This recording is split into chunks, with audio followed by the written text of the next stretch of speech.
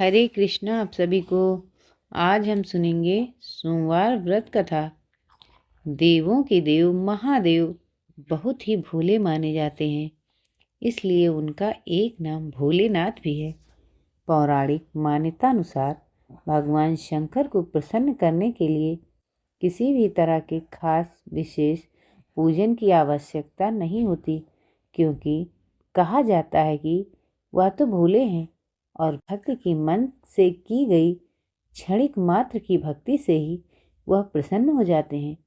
अगर आप भी शिव की भक्ति और कृपा पाने के लिए सावन के सोमवार का व्रत करते हैं तो इस कथा से भोलेनाथ को प्रसन्न कर सकते हैं। एक बार किसी एक नगर में एक साहूकार था। उसके घर में धन की कोई कमी नहीं थी, लेकिन उसके संतान न होने के कारण वह बहुत दुखी था।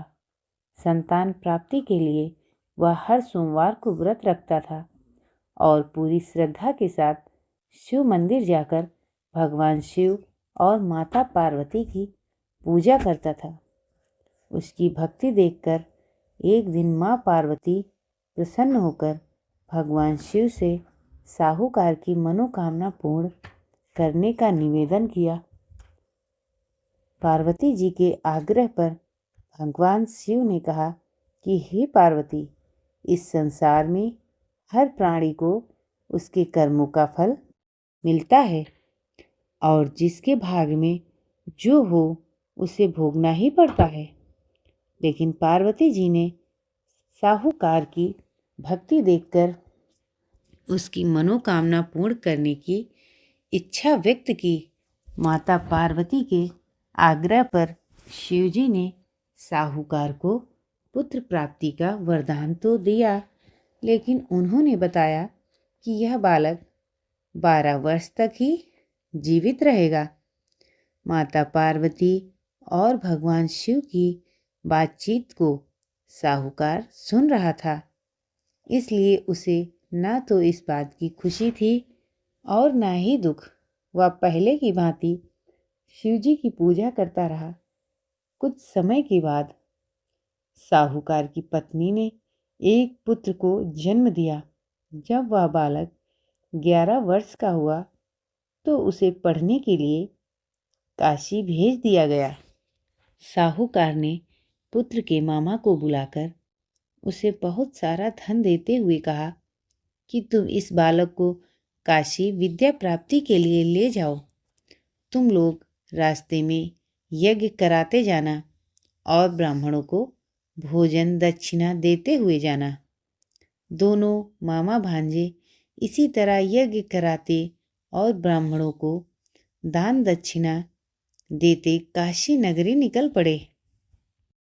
इस दौरान रात में एक नगर पड़ा, जहां नगर के राजा की कन्या का विवाह था।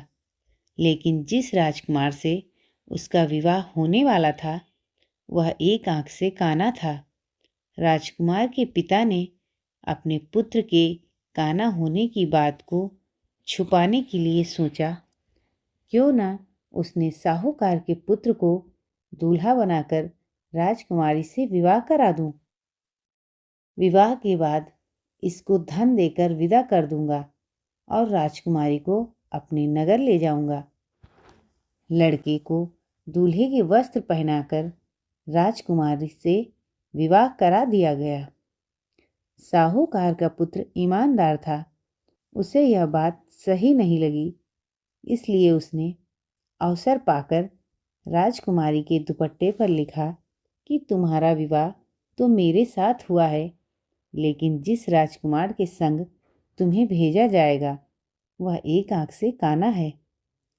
मैं तो काशी पढ़ने जा रहा हूँ।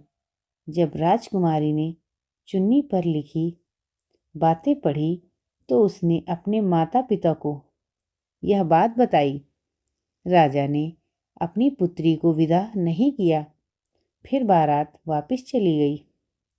दूसरी ओर साहूकार का लड़का और उसका मामा काशी पहुंच गए और वहां जाकर उन्होंने यज्ञ किया। लड़का 12 साल का हुआ। उस दिन भी यज्ञ का आयोजन था। लड़के ने अपने मामा से कहा कि मेरी तबीयत कुछ ठीक नहीं है। मामा ने कहा कि तुम अंदर जाकर आराम कर लो। शिव जी के वरदान अनुसार कुछ ही देर में उस बालक के प्राण निकल गए। मृत भांजे को देख उसके मामा ने विलाप करना शुरू किया। संयोगवश उसी समय शिव जी और माता पार्वती उधर से जा रहे थे। पार्वती माता ने भोलेनाथ से कहा, स्वामी, मुझे इसके रोने के स्वर सहन नहीं हो रहे। आप इस व्यक्ति के कष्ट को अवश्य दूर करें।